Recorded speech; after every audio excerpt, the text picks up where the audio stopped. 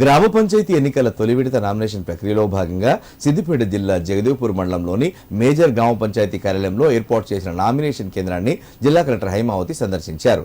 ఈ సందర్భంగా కేంద్రంలో కల్పించిన భద్రతా చర్యలు, వెయిటింగ్ హాళ్లు, తాగునీటి సదుపాయం, సీసీ కెమెరా వ్యవస్థను ఆమె పరిశీలించారు.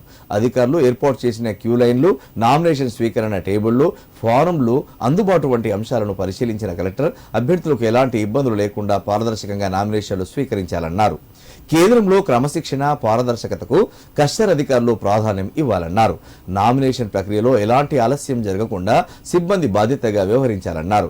చట్టానికి సంబంధించిన నియమాలను ఖచ్చితంగా పాటించి ప్రతి అభ్యర్థికి సమాన అవకాశం కల్పించాలని సూచించారు.